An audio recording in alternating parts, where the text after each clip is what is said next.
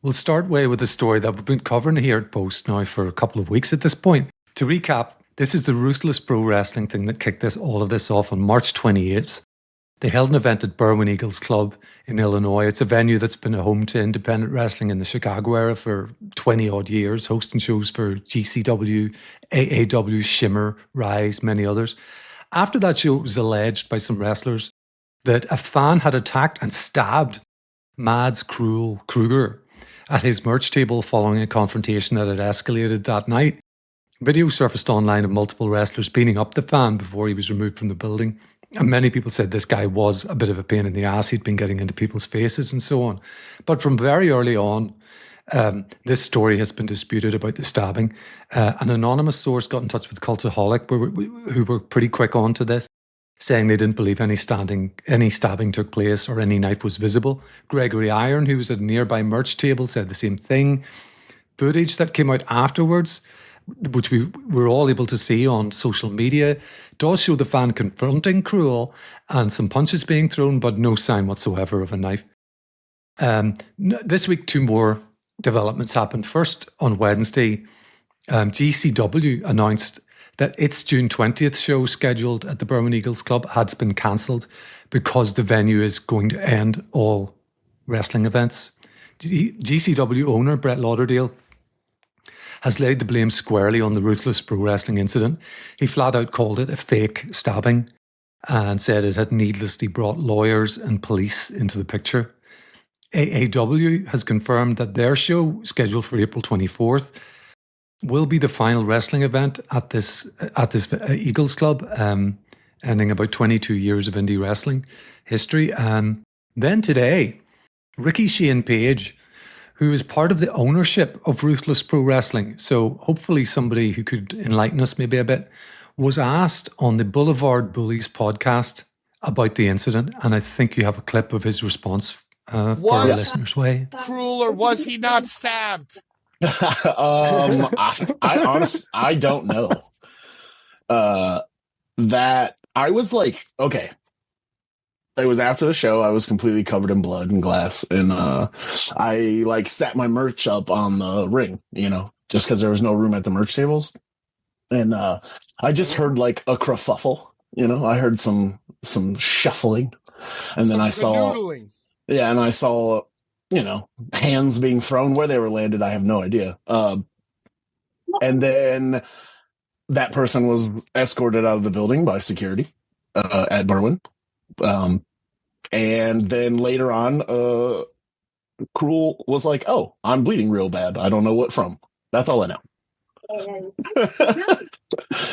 Mind you, he had a death match with Schlack that involved a lot of light tubes. He might have had a cut he forgot about, but I don't know. I wasn't over there. I didn't see it. That guy was being an asshole all night, like getting in people's faces and stuff. So like, I'm not surprised that happened, but like, I don't know.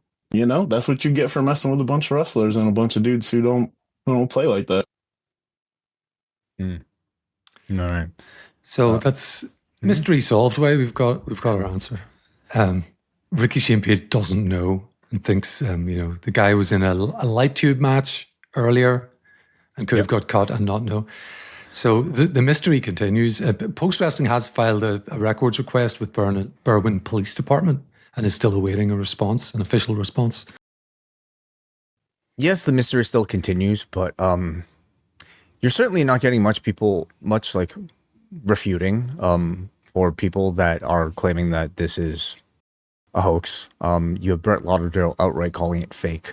You have Gregory Iron, who did a whole podcast talking about having never seen a knife and really doubting the credibility of Lou Nixon. The person who has maybe been most responsible at sort of conveying this initial stabbing, I don't even want to say theory, like report. So at this point, we've all seen several angles of it now. I personally feel like I'm definitely leaning more towards the idea that this was just some sort of way for these wrestlers to cover up an attack on a fan who Yeah, okay, like definitely, I don't think anybody is disputing that this man was drunk. We've seen him, interrupt Krule's entrance. We've seen him. We've heard from various people that were there that this was a very, unruly fan, who maybe should have been dealt with in other ways. But knife, that hasn't seemed to be proven, not through video footage, not through reports from wrestlers like Gregory Iron. You have somebody like a Brett Lauderdale who's, in a very sort of prominent position in this community, who is outright publicly calling it fake stabbing, fake incident to protect the sort of these wrestlers who, just beat down on this man. So there needs to be some repercussions. I mean, the wrestling community that requires and uses, the Berwyn Eagles Club is kind of suffering for it. And somebody who should be taking responsibility is one of the owners of RPW, Rickey Shane Page.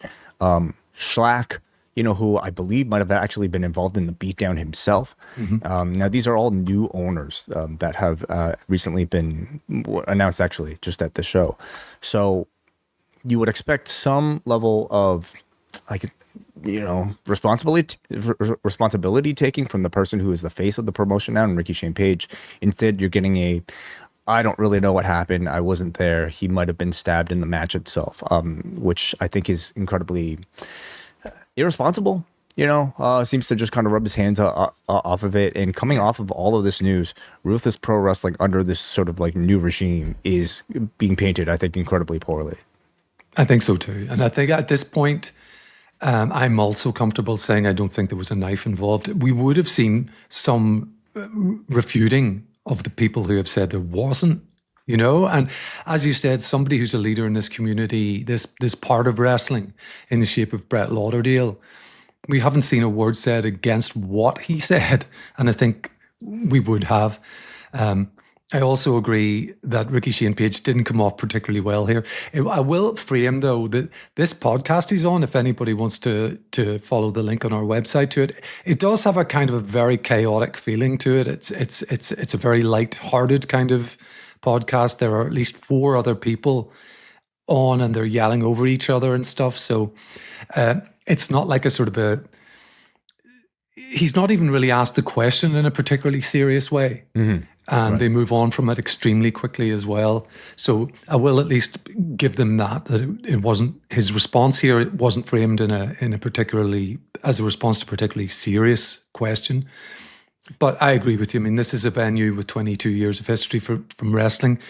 I think that it's probably true to say that venues are hard to come by for independent wrestling, and if situations like this, where the police get involved, where a venue can get painted in a bad light come along, it's bad for the business. I'm actually curious to see if there's any action from the fan who was, clearly attacked and maybe disparaged online, by being accused of brandishing a weapon. If that is in fact not the case, I'm curious to see if there's any sort of follow-up action. So this happens to be a story that I certainly didn't think would be unraveling in this sort of way, and I wonder if there is more to come. But certainly you feel for anybody who, seem to look at the Berwyn Eagles Club as this sort of historical venue for professional wrestling that, unfortunately, just kind of has to end its legacy just like this. Yeah, it's very sad. It is WrestleMania month at postwrestling.com. Wei Ting and John Pollock go live all WrestleMania week beginning Monday, April the 13th. Sign up for the Post Wrestling Cafe and you will get live shows all week long leading into our coverage that weekend of WrestleMania 42. This month, we're also bringing you reviews of Spring Break 2 from New Orleans in 2018 and a special Patrons Pick edition of Rewind Away. Sign up now at postwrestlingcafe.com, and this month, new subscribers get 50% off for the first month. Head on over to postwrestlingcafe.com.